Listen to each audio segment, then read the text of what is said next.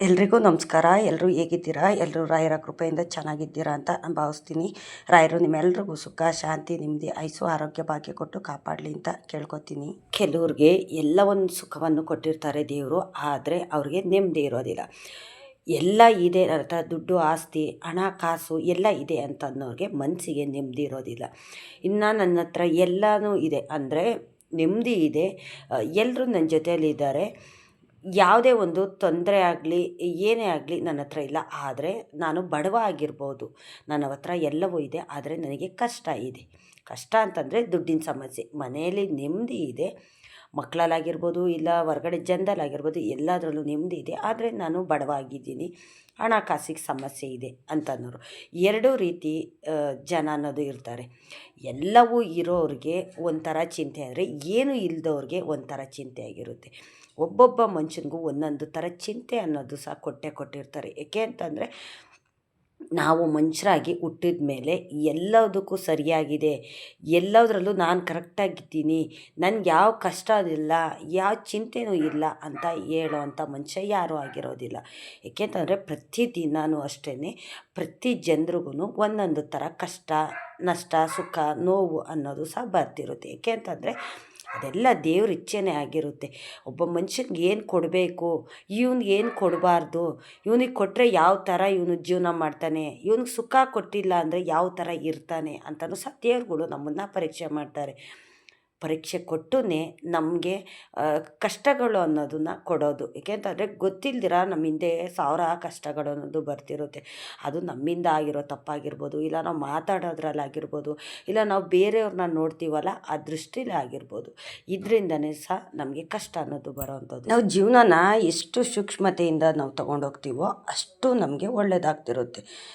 ಒಂದೊಂದು ನಿಮಿಷವೂ ನಾವು ಅದೇ ರೀತಿ ನಾವು ಬದುಕೋಕ್ಕಾಗೋದಿಲ್ಲ. ಏಕೆ ಅಂತಂದರೆ ನಮ್ಮ ಜೀವನ ಅಂತಂದರೆ ಬರೀ ನಾವು ಒಂದೇ ರೀತಿ ನಾವು ಅಂದ್ಕೊಂಡಂಗೆ ಇರೋದಿಲ್ಲ. ಹಲ್ವಾರು ವಿಚಾರಗಳು ನಮ್ಮ ಜೀವನದಲ್ಲಿ ಬರ್ತವೆ, ಹಲ್ವಾರು ಜನನೂ ಸಹ ನಮ್ಮ ಜೀವನದಲ್ಲಿ ಬರ್ತಾರೆ, ಹಲ್ವಾರು ಜನನೂ ಸಹ ನಮ್ಮಿಂದ ದೂರ ಹೋಗ್ತಾರೆ. ಆದರೆ ಎಲ್ಲ ಟೈಮಲ್ಲೂ ಒಂದೇ ಥರ ನಾವು ಜೀವನ ಅನ್ನೋದನ್ನು ನಾವು ಮಾಡೋಕ್ಕಾಗೋದಿಲ್ಲ. ದೇವ್ರನ್ನ ನಾವು ನಂಬ್ತು ಅಂತಂದರೆ, ರಾಯರನ್ನ, ಶ್ರೀಕೃಷ್ಣ ಪರಮಾತ್ಮನ ನಾವು ನಂಬ್ತು ಅಂತಂದರೆ ನಮಗೆ ಸಾಕಷ್ಟು ವಿಚಾರಗಳಲ್ಲಿ ನಮ್ಮ ಜೊತೆಗಿದ್ದು ನಮಗೆ ಸೂಚನೆ ಕೊಡ್ತಾರೆ. ಏಕೆ ಅಂತಂದರೆ ಸಂಪೂರ್ಣವಾಗಿ ನಾವು ದೇವ್ರನ್ನ ನಂಬಿದ್ದೀವಿ ಅಂತ ಅನ್ನೋದಾಯಿತು ಅಂತಂದರೆ ನಮಗೆ ಎಲ್ಲ ರೀತಿಯಲ್ಲೂ ನಮ್ಗೆ ಒಳ್ಳೆಯದನ್ನೇ ಮಾಡ್ತಿರ್ತಾರೆ. ನಮ್ಮನ್ನು ಎಡವೋದಕ್ಕೆ ಬಿಡೋದಿಲ್ಲ, ಕೆಳಗಡೆ ಬೀಳೋದಕ್ಕೆ ಬಿಡೋದಿಲ್ಲ. ಗೊತ್ತಿಲ್ಲ, ಕೆಲವು ಟೈಮಲ್ಲಿ ಒಂದೊಂದು ಥರ ಸೂಚನೆ ಅನ್ನೋದು ಭಗವಂತ ಕೊಡ್ತಿರ್ತಾರೆ. ನಮಗೆ ಕನಸಿನಲ್ಲಿ ಏನಾದರೂ ಈ ಥರ ಬಂತು ಅಂತಂದಾಗ ತುಂಬಾ ಭಯ ಆಗುತ್ತೆ. ಏಕೆ ಅಂತಂದರೆ ನಮ್ಮ ಜೀವನದಲ್ಲಿ ಏನು ನಡಿಬೇಕಾಗಿರುತ್ತೋ ಅದನ್ನೇ ನಮಗೆ ಕನಸಿನಲ್ಲಿ ಬರೋವಂಥದ್ದು. ಕೆಲವು ಟೈಮಲ್ಲಿ ಕನಸಿನಲ್ಲಿ ಏನಾದರೂ ಈ ಥರ ಬಂದಾಗ ತುಂಬ ಭಯ ಆಗುತ್ತೆ. ಯಾಕಪ್ಪ ಅಂತಂದರೆ ನಾವು ದೇವ್ರನ್ನ ನಂಬ್ತಾ ಇರ್ತೀವಿ, ದೇವ್ರನ್ನೇ ಯಾವಾಗಲೂ ಮನಸ್ಸಲ್ಲಿ ಇಟ್ಕೊಂಡಿರ್ತೀವಿ, ನಮ್ಮ ಕಷ್ಟನೇ ದೇವ್ರ ಹತ್ರ ಯಾವಾಗಲೂ ಹೇಳ್ಕೊಡ್ತಾ ಇರ್ತೀವಿ ಅಂತಂದರೆ ನಮಗೆ ಈ ಥರ ಕನಸಿನಲ್ಲಿ ಸಹ ನಮಗೆ ಸೂಚನೆ ಕೊಡ್ತಾರೆ. ನಿನ್ನೆ ಅಂದರೆ ಶನಿವಾರ ದಿವಸ ನಮ್ಮನೆ ದೇವಸ್ಥಾನಕ್ಕೆ ನಾವು ಹೋಗಿದ್ದಂಥದ್ದು. ಬೆಳಗ್ಗೆ ಹೋಗಿ ಸಂಜೆ ತನಕನೂ ದೇವ್ರ ದರ್ಶನ ಮಾಡಿ, ಅಂದರೆ ಶನಿವಾರ ದಿವಸ ಅಲ್ಲಿ ರಶ್ ಅನ್ನೋದಿರುತ್ತೆ. ಶ್ರಾವಣ ಟೈಮಲ್ಲಂತೂ ತುಂಬ ಅಂದರೆ ತುಂಬ ರಶ್ ಇರುತ್ತೆ. ನಮ್ಮದು ಶನಿವಾರ ವಾರ ಅಲ್ವಾ, ಹಂಗಾಗಿ ತುಂಬಾ ಕ್ರೌಡ್ ಇರುತ್ತೆ, ರಶ್ ಇರುತ್ತೆ. ಹಂಗಾಗಿ ನಿನ್ನೆ ನಾನು ಕೆಲವು ಟೈಮಲ್ಲಿ ನಾವೇನಾದರೂ ದೇವಸ್ಥಾನಕ್ಕೆ ಹೋಗ್ತೀವಿ ಅಂತ ಮುಂಚೆನೇ ಹೇಳಿದ್ರೆ ಕೆಲವು ಟೈಮಲ್ಲಿ ಹೋಗೋಕ್ಕಾಗೋದಿಲ್ಲ. ನಾನು ಬಾಯಿ ಬಿಟ್ಟು ಯಾವಾಗ ನಾನು ದೇವಸ್ಥಾನಕ್ಕೆ, ನಮ್ಮ ಮನೆ ದೇವಸ್ಥಾನಕ್ಕೆ ಹೋಗ್ತೀನಿ ಅಂತ ಅಂದ್ಕೊಂಡು ಅವತ್ತಿಂದನೂ ಅಷ್ಟೇ, ದೇವರೇ ಯಾವ ತೊಂದರೆನೂ ಬರೋದು ಬೇಡಪ್ಪ, ನೀನು ದೇವಸ್ಥಾನಕ್ಕೆ ಬರಬೇಕು ಅಂತ ನಾನು ಅಂದ್ಕೊಂಡಿದ್ದೀನಿ, ಆದರೆ ಬೇರೆ ಬೇರೆ ದೇವಸ್ಥಾನಕ್ಕೆ ಹೋಗ್ತೀನಿ ಅಂತ ಅಂದಾಗ, ಇಂಥ ದಿನವೇ ಹೋಗ್ತೀನಿ ಅಂತ ನಾನು ಅಂದಾಗ ಏನೋ ಕಾರಣಾಂತರಗಳಿಂದ ಹೋಗೋಕ್ಕಾಗೋದಿಲ್ಲ. ಇವಾಗ ಈ ಥರ ಆಗೋದು ಬೇಡಪ್ಪ, ನೀನು ದರ್ಶನ ಮಾಡಲೇಬೇಕು ಅಂತ ನಾನು ಇಷ್ಟಪಟ್ಟಿದ್ದೀನಿ. ಏಕೆ ಅಂತಂದರೆ ನನಗೆ ಗೊತ್ತಿಲ್ಲ, ನಮ್ಮ ಮನೆ ದೇವಸ್ಥಾನಕ್ಕೆ ನಾನು ಹೋಗಬೇಕು, ಕೃಷ್ಣನ ದೇವಸ್ಥಾನಕ್ಕೂ ಸಹ ನಾನು ಹೋಗಬೇಕು, ರಾಯರ ಮಠಕ್ಕೆ ಹೋಗಬೇಕು ಅಂತ ನಾನು ಅಂದ್ಕೊಳ್ತೀನಿ. ಕೆಲವು ಟೈಮಲ್ಲಿ ಅದು ಸಾಧ್ಯವಾಗುತ್ತೆ, ಕೆಲವು ಟೈಮಲ್ಲಿ ನಾನು ಅಂದ್ಕೊಂಡಿದ್ದು ಸಹ ಈಡೇರೋದಿಲ್ಲ. ಅದೇ ರೀತಿ ಆಗಬಾರ್ದು ತಂದೆ, ನೀವು ನನ್ನ ಜೊತೇಲಿರಬೇಕು, ನಾನು ಹೋಗಲೇಬೇಕು, ಬರಲೇಬೇಕು, ನಿಮ್ಮ ದರ್ಶನ ಮಾಡಲೇಬೇಕು. ಗೊತ್ತಿಲ್ಲ ಯಾಕೆ ಅಂತ ಗೊತ್ತಿಲ್ಲ, ನನ್ನ ಮನಸ್ಸಿನಲ್ಲಿ ನೀವೇ ಈ ಥರ ನನಗೆ ಸೂಚನೆ ಕೊಟ್ಟಿದ್ದೀರಾ ಅಂತ ನನ್ನ ಮನೆ ದೇವ್ರಿಗೆ ನಾನು 3 ದಿವಸದಿಂದನೂ ಸಹ ನನ್ನ ಮನೆಯಲ್ಲಿ ದೀಪ ಹಚ್ಚಿ ಪೂಜೆ ಮಾಡುವಾಗ ನಾನು ಕೇಳ್ಕೊಂಡಿದ್ದಂಥದ್ದು. ಆದರೆ ಶನಿವಾರ ದಿವಸ ಯಾವ ತೊಂದರೆ ತಾಪತ್ರೆಯೂ ಇಲ್ದಿರೋ ಹಾಗೆ ನಾನು ಹೋಗೋಕ್ಕಾಗಿದ್ದು. ಏಕೆಂತಂದರೆ ನಾನು ಒಬ್ಬಳೇ ಹೋಗಬೇಕು ಅಂತ ಅಂದ್ಕೊಂಡೆ. ಯಾಕಪ್ಪ ಒಬ್ಬಳೇ ಹೋಗಬೇಕು ಅಂತಂದರೆ ಮಕ್ಕಳಿಗೆ ಕಾಲೇಜಿದೆ, ಮತ್ತು ನಮ್ಮ ಮನೆಯವ್ರಿಗೆ ಕೆಲಸ ಇದೆ, ಹಂಗಾಗಿ ಅವ್ರು ಬರೋದು ಗ್ಯಾರಂಟಿ ಇರಲಿಲ್ಲ ನನಗೆ. ಅವ್ರ ಕೆಲಸಗಳಿರುತ್ತಲ್ಲ, ಹಂಗಾಗಿ ಇಲ್ಲ ನೀನೇ ಹೋಗು ಮಕ್ಳು ಕರ್ಕೊಂಡು ಅಂತಾರೆ. ಈಗ ಮಕ್ಳಿಗೆ ರಜೆ ಹಾಕ್ಸೋಕ್ಕಾಗೋದಿಲ್ಲ ಕಾಲೇಜು. ಅದು ಬೇರೆ ನನ್ನ ಮಗನಿಗೆ ಇವಾಗ ಹೊಸ್ದಾಗಿ ಕಾಲೇಜಿಗೆ ಸೇರಿಸಿರೋದ್ರಿಂದ ಈಗ 1 ತಿಂಗಳಾಗಿದೆ. ಎಲ್ಲ ಇನ್‌ಕಂಪ್ಲೀಟ್ ಆಗಿಬಿಟ್ಟಿದೆ. ಅವನದು ಹೋಮ್‌ವರ್ಕ್ ಆಗಿರ್ಬೋದು, ಇಲ್ಲ ಪಾಠಗಳಾಗಿರ್ಬೋದು ಎಲ್ಲ ಇನ್‌ಕಂಪ್ಲೀಟ್ ಆಗಿರುತ್ತೆ. ಹಂಗಾಗಿ ಸೇರಿಸಿದ ಒಂದು 2 ದಿವಸಕ್ಕೆ ರಜೆ ಹಾಕ್ಸಿದ್ರೆ ತುಂಬ ತೊಂದರೆ ಆಗುತ್ತೆ. ಬೇಡ ಅಂದ್ಬಿಟ್ಟು ನಾನೇನು ಮಾಡಿದೆ, ಮಕ್ಳನ್ನ ಯಾರನ್ನೂ ಕರ್ಕೊಂಡು ಹೋಗಲಿಲ್ಲ. ನಾವೇ ಹೋಗೋಣ ಅಂತ ಅಂದ್ಕೊಂಡೆ. ದೇವ್ರನ್ನ ಕೇಳ್ಕೊಂಡೆ, ನಮ್ಮ ಮನೆಯವ್ರನ್ನ ಬರೋ ಥರ ನೀನು ಅನುಗ್ರಹ ಮಾಡು ತಂದೆ. ನಾವೊಬ್ಬರೇ ಹೋಗೋದಕ್ಕಿಂತ ಫ್ಯಾಮಿಲಿಲಿ ಎಲ್ಲರೂ ಹೋದರೆ ನೀನು ಅನುಗ್ರಹ ಸಿಕ್ಕುತ್ತೆ, ನನಗೇನು ಮನಸ್ಸಿಗೆ ಸಮಾಧಾನ ಆಗುತ್ತೆ ಭಗವಂತ ಅಂದ್ಕೊಂಡೆ. ನಮ್ಮ ಮನೆಯವರು ಸರಿ ಬೆಳಗ್ಗೆನೇ ಬೇಗ ರೆಡಿಯಾಗು, ದೇವಸ್ಥಾನಕ್ಕೆ ಹೋಗಿದ್ದು ಬಂದುಬಿಡೋಣ ಅಂತಂದರು. ಗೊತ್ತಿಲ್ಲ ನೋಡಿ, ನಾವು ಮನಸ್ಸಲ್ಲಿ ಏನು ಬೇಡ್ತೀವೋ ಅದೇ ನಮ್ಮ ಜೀವನದಲ್ಲಿ ಆಗ್ತಿರುತ್ತೆ. ನಾವು ಒಳ್ಳೆಯದನ್ನೇ ಯೋಚನೆ ಮಾಡಿದ್ರೆ ಒಳ್ಳೆಯದೇ ಆಗುತ್ತೆ. ಕೆಟ್ಟದನ್ನು ಯೋಚನೆ ಮಾಡ್ತಿದ್ರೆ ನಮ್ಮ ಜೀವನದಲ್ಲಿ ಪೂರ್ತಿ ಕೆಟ್ಟದೇ ಆಗ್ತಿರುತ್ತೆ. ನಾನು ಅದಕ್ಕೆ ಹೇಳೋದು, ನಾನು ಯಾವಾಗಲೂ ಅಷ್ಟೇ ನಮ್ಮ ಮನಸ್ಸಿನಲ್ಲಿ ಬೇರೆಯವ್ರ ಬಗ್ಗೆ ಆಗಿರ್ಬೋದು, ಇಲ್ಲ ನಮ್ಮ ಮನೆ ಬಗ್ಗೆ ಆಗಿರ್ಬೋದು, ಯಾವಾಗಲೂ ಅಷ್ಟೇ ನಾವು ಕೆಟ್ಟದನ್ನು ನೆಗೆಟಿವ್ ಆಗಿ ಯೋಚನೆ ಮಾಡೋದಕ್ಕೆ ಹೋಗಬಾರ್ದು. ಒಳ್ಳೆಯ ರೀತಿಯಲ್ಲಿ ಒಳ್ಳೆಯದಾಗುತ್ತೆ, ಎಲ್ರಿಗೂ ಒಳ್ಳೆಯದಾಗಲಿ ದೇವರೇ, ಎಲ್ರಿಗೂ ನೀನು ಕಾಪಾಡು, ನಮ್ಮನ್ನು ಕಾಪಾಡು, ನಮ್ಮ ಜೊತೆಯಲ್ಲಿ ನೀನಿರು, ಯಾವ ತೊಂದರೆನೂ ಬರ್ದಿರೋ ಹಾಗೆ ಆ ಕಷ್ಟದ ಮುಂದೆಗಡೆ ನೀನು ನಿಂತಿರಬೇಕು ಅಂತ ಈ ಥರ ನಾವು ದೇವ್ರನ್ನ ಕೇಳ್ಕೊತು ಅಂತಂದರೆ, ಒಳ್ಳೆಯದನ್ನೇ ಯೋಚನೆ ಮಾಡ್ತು ಅಂತಂದರೆ ನಮ್ಮ ಜೀವನದಲ್ಲಿ ಎಲ್ಲವೂ ಒಳ್ಳೆಯದೇ ಆಗ್ತಿರುತ್ತೆ. ನಾವು ಯಾವುದೋ ಒಂದು ಟೈಮಲ್ಲಿ ಏನಾದರೂ ನೆಗೆಟಿವ್ ಆಗಿ ಮಾತಾಡಿರ್ತೀವಲ್ಲ, ಅದು ನಿಜ ಆಗಿಬಿಟ್ಟಿರುತ್ತೆ. ಬೇಕಾದರೆ ನೀವು ಅಬ್ಸರ್ವ್ ಮಾಡಿ, ನೀವು ಯಾವುದೋ ಒಂದು ಟೈಮು ಯಾರ ಕೈಲೋ ಏನೋ ಹೇಳಿರ್ತೀರ ನೀವು, ಇಲ್ಲ ಒಳ್ಳೆ ಮಾತಾಗಿರ್ಬೋದು, ಇಲ್ಲ ನೆಗೆಟಿವ್ ಮಾತಾಗಿರ್ಬೋದು ಹೇಳಿರ್ತೀರ. ಅದು ಎಷ್ಟು ದಿನ ಆಗಿರ್ಬೋದು, ಇಲ್ಲ ಎಷ್ಟು ತಿಂಗಳಾಗಿರ್ಬೋದು, ಆದರೆ ಒಂದಲ್ಲ ಒಂದು ದಿವಸ ಅದು ನಿಜ ಆಗಿಬಿಡುತ್ತೆ.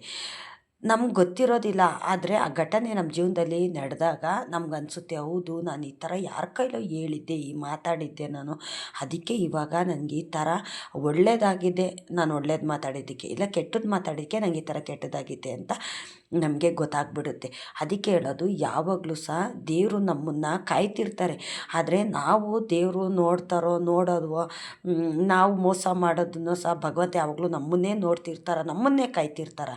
ಪ್ರಪಂಚದಲ್ಲಿ ಕೋಟ್ಯಾಂತರ ಕೋಟಿ ಜನ ಇದ್ದಾರೆ, ಅವ್ರನ್ನೆಲ್ಲ ನೋಡೋದ್ಬಿಟ್ಟು ಬರೀ ನಮ್ಮನ್ನೇ ನೋಡ್ತಿರ್ತಾರೆ ಅಂತ ನಾವು ಅಂದ್ಕೋತೀವಿ. ಇಲ್ಲ, ಪ್ರತಿಯೊಂದು ಕ್ಷಣವೂ ನಾವು ಮಾತಾಡೋ ಮಾತಾಗಿರ್ಬೋದು, ನಾವು ಬಿಡೋ ಉಸಿರಾಗಿರ್ಬೋದು, ಎಲ್ಲವೂ ಸಹ ಭಗವಂತನಿಗೆ ಗೊತ್ತಾಗ್ತಿರುತ್ತೆ.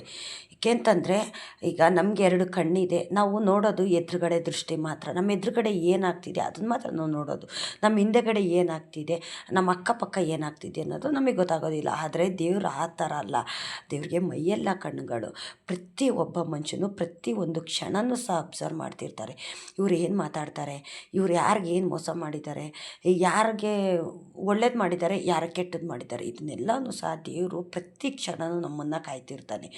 ನಾವು ಯಾರಿಗೆ ಹೆದರಲಿಲ್ಲ ಅಂದರೂ ಪರವಾಗಿಲ್ಲ, ಆದರೆ ದೇವ್ರಿಗೆ ಮಾತ್ರ ನಾವು ಹೆದರಲೇಬೇಕು. ನಾವು ನೋಡಿ, ನಮಗೆ ಬೀಸೋ ಗಾಳಿ ಆಗಿರ್ಬೋದು, ಕುಡಿಯೋ ನೀರಾಗಿರ್ಬೋದು, ಇದೆಲ್ಲ ದೇವ್ರ ಇಚ್ಛೆನೇ. ದೇವರೇ ಇದನ್ನೆಲ್ಲ, ಇವರೇ ನಮ್ಮ ಜೊತೇಲಿ ಇದ್ದು ನಮ್ಮನ್ನು ಅಬ್ಸರ್ವ್ ಮಾಡ್ತಿದ್ದಾರೆ ಅಂತ ನಾವು ಅಂದ್ಕೋಬೇಕು.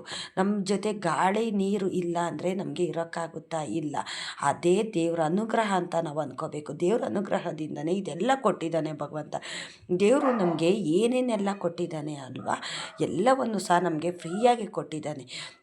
ನೀನು ಗಾಳಿ ಇಷ್ಟು ಸೇವಿಸ್ತಾ ಇದೆಯಾ, ನೀನು ಇಷ್ಟು ದುಡ್ಡು ಕಟ್ಟಬೇಕು, ನೀರನ್ನಿಷ್ಟು ಸೇವಿಸ್ತಾ ಇದೆಯಾ, ನಿಂಗೆ ನೀರಿಗೆ ಇಷ್ಟು ದುಡ್ಡು ಕಟ್ಟಬೇಕು ಅಂತ ದೇವ್ರು ಏನಾದರೂ ನಮಗೆ ಕಂಡೀಷನ್ ಹಾಕಿದ್ದಾರಾ? ಇಲ್ಲ.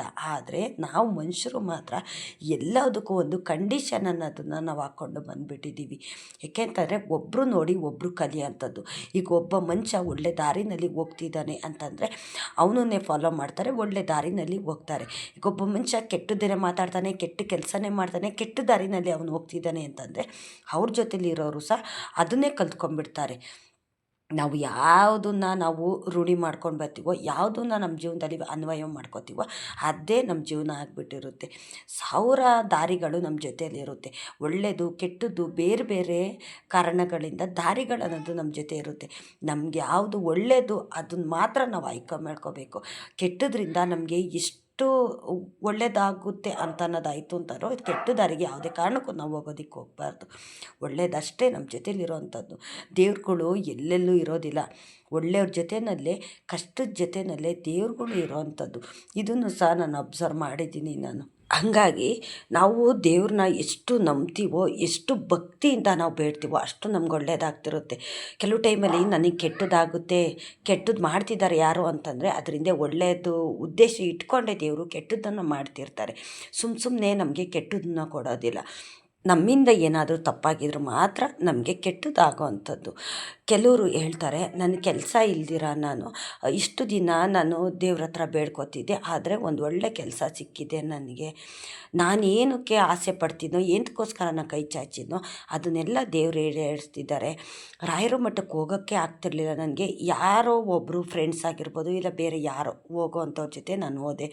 ಆದರೆ ಮೊದಲನೇ ಸತಿನೇ ರಾಯರು ನನಗೆ ಕನೆಕ್ಟ್ ಆಗಿಬಿಟ್ರು, ನನ್ನ ಆಸೆನ ಪೂರೈಸಿದ್ರು ಅಂತ ಕೆಲವರು ಹೇಳ್ತಾರೆ. ಇನ್ನು ಕೆಲವರು ನಾನು ಪ್ರತಿ ವಾರ ಹೋಗ್ತೀನಿ, ಪ್ರತಿದಿನ ರಾಯರನ್ನ ಬೇಡ್ತೀನಿ, ಆದರೆ ನನಗೆ ಯಾವುದೇ ರೀತಿಯಲ್ಲೂ ಒಳ್ಳೆ ಸೂಚನೆ ಒಳ್ಳೆಯದಾಗಲಿ ನನ್ನ ಜೀವನದಲ್ಲಿ ಆಗ್ತಿಲ್ಲ. ಯಾಕೆ ಅಂತ ಕೇಳ್ತಿದ್ದಾರೆ. ನೋಡಿ, ಮೊದಲದಾಗಿ ನಾವು ದೇವಸ್ಥಾನಕ್ಕೆ ಹೋಯ್ತು ಅಂತಂದರೆ ನಮಗೆ ಬೇಗ ದೇವ್ರುಗಳು ಅನುಗ್ರಹ ಮಾಡ್ತಾರೆ. ಏಕೆ ಅಂತಂದರೆ ಯಾವಾಗಾದರೂ ಒಂದು ಸತಿ ಯಾರ ಜೊತೆಲೋ ಹೋಯ್ತು ಅಂತಂದರೆ ಬೇಗ ನಮಗೆ ಅನುಗ್ರಹ ಮಾಡ್ತಾರೆ. ಏಕೆ ಅಂತಂದರೆ ಅವ್ರ ಕಷ್ಟ ಇದೆ ಅಂತ ಅಂದ್ಬಿಟ್ಟೇ ಅವ್ರನ್ನ ರಾಯರ ಮಠಕ್ಕೆ ಕರ್ಸ್ಕೊಳ್ಳೋ ಥರ ದೇವ್ರುಗಳು ಅನುಗ್ರಹ ಮಾಡೋದು. ನಾವು ಯಾವಾಗಲೂ ಸಹ ಹೋಗ್ತಿರ್ತೀವಲ್ಲ, ನಮ್ಮ ಕಷ್ಟ ನಮ್ಮ ನೋವು ಎಲ್ಲವನ್ನೂ ಸಹ ನಾವು ದೇವ್ರ ಹತ್ರ ಇಟ್ಟಿರ್ತೀವಿ. ದೇವ್ರ ಪಾದಕ್ಕೆ ರಾಯರ ಪಾದಕ್ಕೆ ನಾವು ಹಾಕಿರ್ತೀವಲ್ಲ, ದೇವರು ಅದನ್ನು ಪರೀಕ್ಷೆ ಮಾಡ್ತಿರ್ತಾರೆ. ಇದು ಒಳ್ಳೇದು ಯಾವುದು ಕೆಟ್ಟದ್ದು ಯಾವುದು ಎಲ್ಲನೂ ಸಹ ತೂಕ ಬಣ್ಣ ಮಾಡ್ತಿರ್ತಾರೆ. ಅದ್ರ ನಂತರನೇ ನಮಗೆ ಒಳ್ಳೆಯದು ಕೆಟ್ಟದ್ದು ಆಗೋ ಅಂಥದ್ದು. ಬೇಗ ದೇವ್ರುಗಳು ಯಾರಿಗೆ ಕನೆಕ್ಟ್ ಆಗ್ತಾರೆ ಅಂತಂದರೆ ಅವ್ರಿಗೆ ಕಷ್ಟ ಯಾರಿಗೆ ಜಾಸ್ತಿ ಇರುತ್ತೋ. ಈಗ ಅವ್ರಿಗೆ ಬೇರೆ ಬೇರೆ ಕಡೆಯಿಂದ ಕಷ್ಟ ಬರೋದು ರಾಯರಿಗೆ ಗೊತ್ತಾಗುತ್ತೆ, ಅವ್ರ ಮನೆ ದೇವ್ರಿಗೆ ಗೊತ್ತಾಗುತ್ತೆ. ಆವಾಗ ದೇವ್ರುಗಳು ಬೇಗ ಅವ್ರಿಗೆ ಕನೆಕ್ಟ್ ಆಗ್ತಾರೆ. ಯಾಕೆ ಅಂತಂದರೆ ಅವರು ಮುಂದೆ ಯಾವುದೇ ಒಂದು ಕಷ್ಟ ನೋವು ಅನುಭವಿಸಿದ ಮೇಲೆ ನನ್ನ ಹತ್ರ ಬರೋದು ಬೇಡ. ಹಂಗಾಗಿ ಅವ್ರ ಕಷ್ಟ ಬರೋದಕ್ಕೆ ಮುಂಚೆ ನಾನು ಅವ್ರಿಗೆ ಒಳ್ಳೇದು ಮಾಡಿಬಿಟ್ರೆ ಅವ್ರು ಬೇಗ ಕನೆಕ್ಟ್ ಆಗ್ತಾರೆ ನನಗೆ.